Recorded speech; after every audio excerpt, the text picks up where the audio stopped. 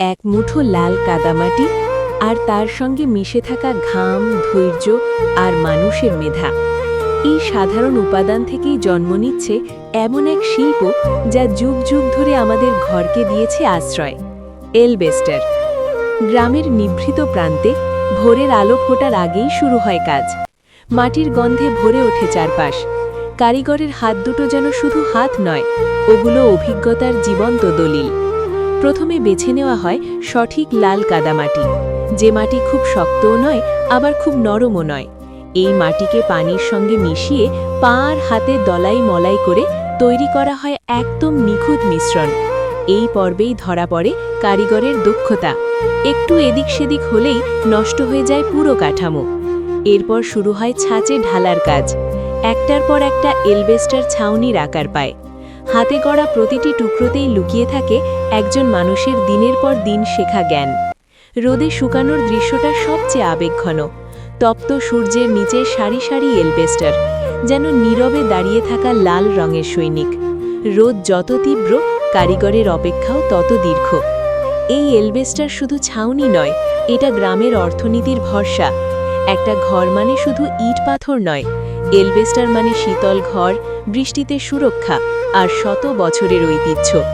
যেখানে আধুনিকতার ঢেউ গ্রাম ছুঁয়ে ফেলেছে, সেখানে এখনও টিকে আছে এই কাদামাটির শিল্প। কারিগরের চোখে ক্লান্তি আছে, কিন্তু গর্বও কম নয়, কারণ তারা জানে তাদের হাতে তৈরি ছাউনির নিচেই হাসবে একটি পরিবার, নিরাপদে ঘুমাবে একটি শিশু। এই শিল্প আমাদের মনে করিয়ে দেয়, সব উন্নতি কংক্রিটে নয়, কিছু উন্নতি জন্ম নেয় মাটির গভীর থেকে। এই মাটি, এই লাল কাদামাটি শুধু কাঁচামাল নয়, এই মাটির সঙ্গে মিশে আছে মানুষের জীবন।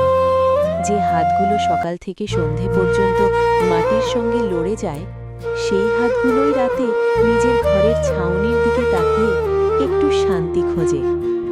একটা অ্যালবেস্টার বানাতে লাগে শুধু সময় নয়, লাগে মন। কারিগর জানে এই ছাউনির নিচেই কেউ বাঁচবে, কারো গল্প শুরু হবে। বৃষ্টি নামলে টিনের মতো শব্দ করে না এই ছাউনি, বরং মাটির গায়ে পড়া বৃষ্টির শব্দ মনটাকে শান্ত করে। গরমের দুপুরে এই অ্যালবেস্টারই দেয় ঠান্ডা নিঃশ্বাস। আজ যখন আধুনিকতার নামে সবকিছু একরকম হয়ে যাচ্ছে, তখন এই মাটির ছাউনি আমাদের বলে, নিজের শেকড় ভুলে যেও না। কারিগরের চোখে আজও স্বপ্ন আছে। সে চায় তার সন্তান জানুক, এই মাটি শুধু কাজ নয়, এই মাটি সম্মান। হয়তো এই শিল্পের দাম খুব বেশি নয়, কিন্তু এর মূল্য অমূল্য। কারণ এখানে নেই যন্ত্রের অহংকার, আছে মানুষের মেধা আর ভালোবাসা। এক মুঠো লাল কাদামাটি আর তার সঙ্গে মিশে থাকা ঘাম, ধৈর্য আর মানুষের মেধা। এই সাধারণ উপাদান থেকেই জন্ম নিচ্ছে এমন এক শিল্প যা যুগ যুগ ধরে আমাদের ঘরকে দিয়েছে আশ্রয়। এলবেস্টার।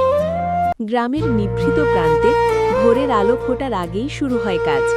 মাটির গন্ধে ভরে ওঠে চারপাশ।